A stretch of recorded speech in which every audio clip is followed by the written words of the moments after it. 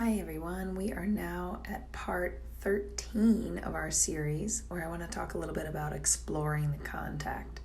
So DW is at a stage that I feel like a lot of horses get to at this point. He's had maybe 30 to 40 rides under saddle now, and he understands what's expected of him. He's calm, he's fairly confident, he's pretty focused for the most part for a young horse.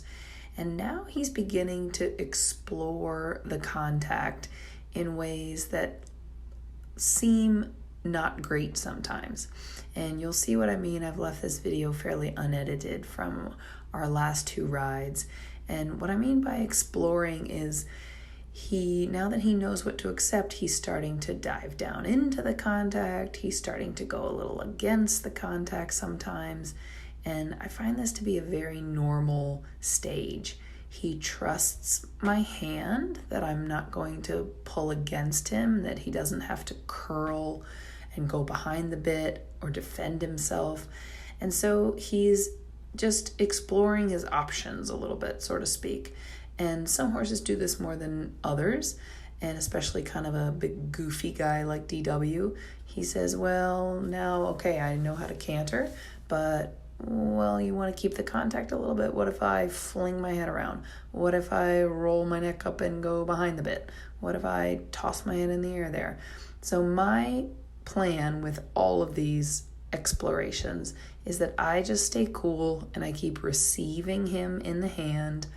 My motto that I tell myself in my head, my mantra, is I want acceptance of contact. I do not always need him to perfectly yield to the contact yet.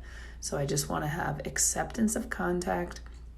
And as he explores up, down, left, right, in, out, everywhere, I'm just going to try to follow his mouth, even when that's not an ideal frame.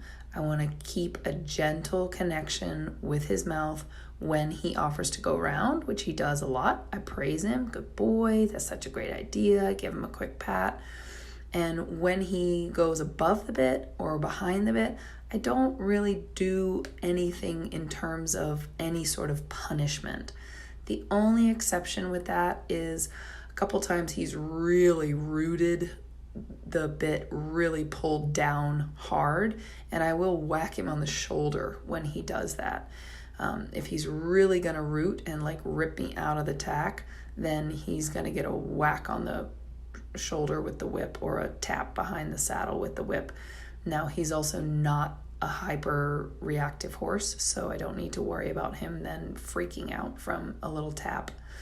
And now I'm going to let him stretch down, which he's really enjoying. He really likes stretching down in the trot. So that's great. That's a place that he can explore the contact down. And sometimes he kind of dives down a little bit too quickly and then pops back up. But again, I'm not going to find fault with him for that.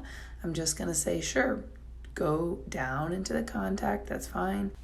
Here on the center line, you can see an example of him really rooting on me. So even though I'm in the posting trot and my upper body is a little forward, I try to stay strong in my belly and my back so that the passive resistance, negative consequence, so to speak, that he gets is he roots down and he runs into my core, my strong belly and back, and he doesn't tip me forward too much, pull my arms straight, pull me, down onto his neck. That is a natural consequence and one that happens immediately. When he roots, he runs, he pulls against his own self, but I don't pull backwards on the reins. So this is the next day, the very next day. You can see also the difference in his canter that you probably saw from his canter maybe the last couple of videos. He's trotting and cantering with more impulsion in general, and so that pushing power that he's developing in the hindquarters has to end up somewhere. And so for now, it ends up in my hand sometimes, in his mouth, and he doesn't know what to do with that power because he's not balanced enough yet. He's not strong enough yet to have self-carriage.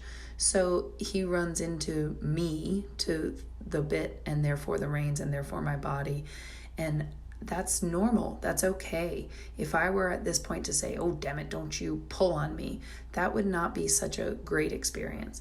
And here too, now we're even having a little bit of trouble again picking up the right lead, which we did not run into for a while, but I want to show this, that I don't edit this, and you can see he picks up the wrong lead. I try to stay quiet and cool. I'm not gonna certainly praise him, but I'm just gonna come back to trot, try again. As soon as he gets it, then he gets a lot of praise from my voice. He's flinging his head around a little bit with the contact. I want to stay quiet and cool. Tell him you do have to push, and when he offers to go a little bit round, tell him good boy. And then again he says, no, you're gonna have to let go of me. I'm gonna have to slow down and trot. And I want to continue to say, no, you can work through this. Come, you go forward. I keep the hand nice and quiet. And then there, when he's better, a quick pat, good boy. And then we let him trot when he's better in the canter. So all of this comes with a big caveat that when a horse starts to have issues with the contact, I always want to make sure I check into any veterinary issues. So make sure that they've had their teeth floated. He has had his teeth floated. And as horses grow and develop, their jaws, their bones through their face and their neck also grow and develop. So sometimes as they have a big growth spurt, which he just did, he's lost a little bit of weight because he's shot up again now over 17 hands. I hope he stops soon. All the bones change, not just what we think of, in the hocks and the knees and so forth. All the bones change. So it's very normal as they have a growth spurt to have a little bit of an issue with the contact. And I will absolutely have his teeth checked and floated, of course, regularly. And I might try a different bit or a different bridle, but I don't want to go crazy with changing around the bits. I'm not a big fan of saying, oh, I got to have a different bit because something's wrong with the contact, so I need a different bit.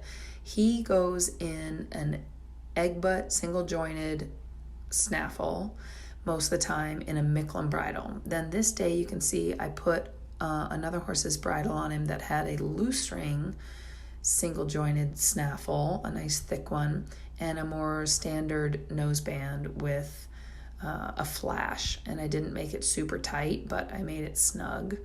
And so I'll explore in terms of that. Like, this is a normal bridle, the other one's a normal bridle, egg butt snaffle, loose string snaffle, but I'm not gonna go around playing with harsher bits or draw reins or anything like that, because like I said, this is a very, very normal stage, and I want him to trust that he can explore a little bit and I won't get mad at him.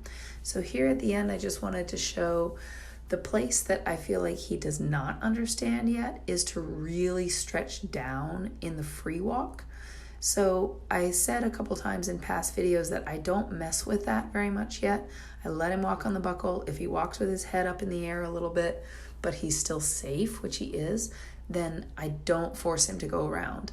Now that he's starting to understand and explore the contact a little bit more, I do want to try to ask him to come a little bit down and round into the contact in the walk, but I'm just beginning that now.